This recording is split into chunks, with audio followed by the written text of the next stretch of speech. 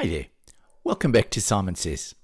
I'm Simon. Now today I'm going to show you a quick, easy and affordable way to create smart garden spotlights that you control with your Home Assistant instance, which will turn on and off automatically.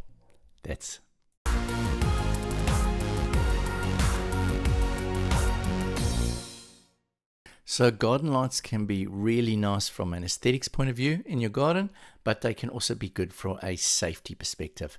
And you can go for those cheap solar powered ones with a battery, but as far as I'm concerned, they don't last long and they never get bright enough.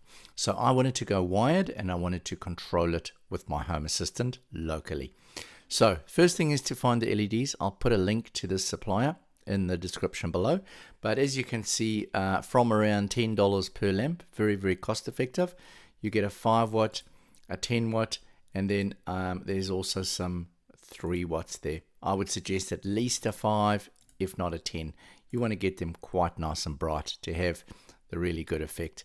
Down the bottom here you can select the colors, so you can either go for warm white or a cooler white, and you want to make sure that you're selecting 12 volt DC. Really important, okay, if you want to use it on the DC side.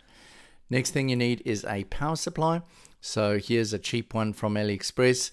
Now obviously there's a lot of selections here. Once again, you're going to need to find one with 12 volts. I would say minimum 5 amps, maybe even go for a 10 amp one. Depends how many lights you're running and how many watts each of those bulbs is going to be, and then you select your plug type. Third thing you need is the good old Shelly One, local control on your Wi-Fi network. Okay, so with the Shelly One, when you're wiring this up, okay, first thing you want to do is you want to change the jumper. So the jumper needs to be in the 12 volt DC position. I'll show you an easy way to do that. Next, you're going to connect it up. So you're going to go your positive supply from your power supply, the red, going into the N or the plus, the negative going here into the live. Okay, and then you're going to use the switch side, the 0 and the 1. So basically you're going to hook up your lights to the one side, and the other side will have the positive or the negative of the power, and that's going to power your lights and switch it on or off with the Shelly device. Now you can use any old cable, but a thicker the better cable, because the longer you're making your runs, the less losses you're going to get. The other thing is, when you wire up these lights, they need to be in parallel, not series. In other words, all the reds are connected and all the blacks. You're not running red to black, because that's going to give you your full 12 volts on each bulb. So let's have a look at how we actually hook these up in Home Assistant and create an automation to turn them off at sunset and turn them back, or turn them on at sunset and turn them off in the morning. So let's have a look at our good old Shelly One. Here it is. Great little device. It's small, effective, and once again, local control on your Wi-Fi network. Now, the easy way to change the jumper, I've seen people trying to fish around in here and pull it out with tweezers and things like this.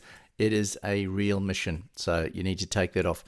What I suggest is pop the whole casing open. So you just put your fingers there and you just pop it open. And there we go, it comes out. It's a pretty robust little thing. While you're there, you can have a look at it.